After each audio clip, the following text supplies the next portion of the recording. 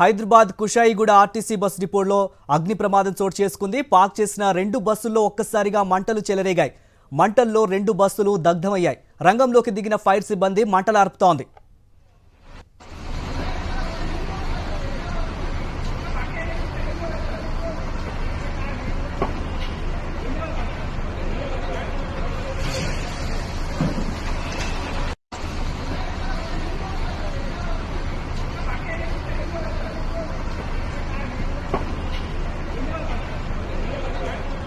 Hyderabad Kushaiguda RTC bus డిపోలో అగ్ని ప్రమాదం జరిగింది. పార్క్ చేసిన 2 బస్సుల్లో ఒక్కసారిగా మంటలు చెలరేగాయి. మంటల్లో 2 బస్సులు దగ్ధమయ్యాయి. రంగంలోకి దిగిన ఫైర్ సిబ్బంది మంటలార్పుతోంది.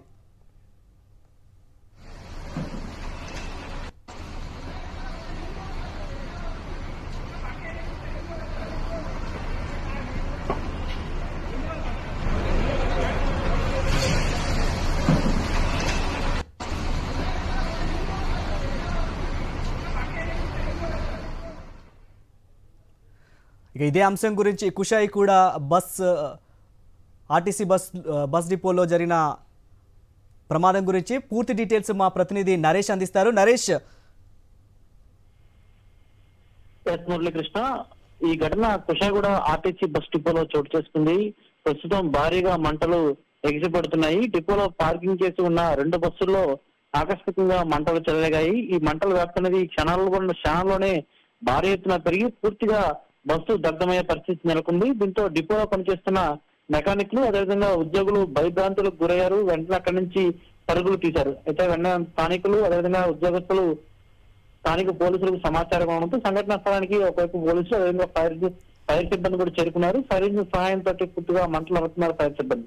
ఇంకా మంటలకు ఎదురుగా రావాల్సి ఉంది. పూర్తిగా కూడా అసలు ఈ ప్రమాదానికి కారణాలు అంటే ఆ 2 పార్కింగ్ చేస్తున్న డిపోలో ఉన్న బస్సులో ఏ విధంగా మంటలు వ్యాప్తున్నాయి, ఈ మంటలు వ్యాప్తిన కారణం ఏంటి, అదేవిధంగా ఏదైనా కావాలని చేసిన ఘటన లేకపోతే ప్రమాదశాత్తు జరిగిందని కోణంలో ఇంకా దర్యాప్తు చేస్తున్నారు. పూర్తిగా మంటలు అదుపులోకి వచ్చిన తర్వాత దీనిపై పూర్తిగా దర్యాప్తు చేసే అవకాశం అయితే కనిపిస్తుంది. మురళీకృష్ణ, అసలు మంటలు చెలరేగడానికి కారణాలు ఏమైనా తెలుస్తున్నాయా? ప్రమాదంలో ఏమైనా ప్రాణ నష్టం కానీ ఏదైనా జరిగిందా అండి? ప్రస్తుతానికి ఈ ఘటనకు సంబంధించి ప్రాణ నష్టం ఏమీ లేదని చెప్తున్నారు అధికారులు. ఎందుకంటే ఆ 2 డిపోలో ఉన్న బస్సులు కూడా పూర్తిగా కూడా పార్కింగ్ చేస్తున్న కావడంతో లోపల ఎవరు ప్రజలు ఉండే అవకాశం అయితే లేదు.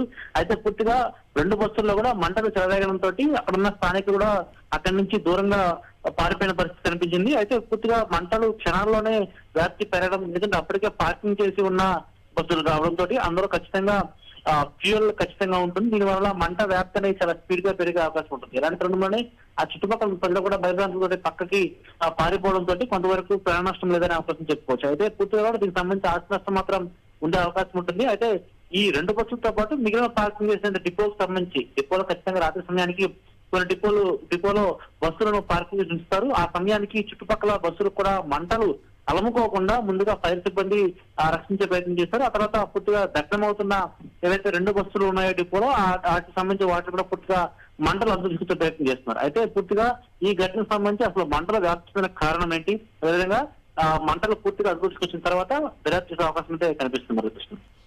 Right, okay, thank you Naresh.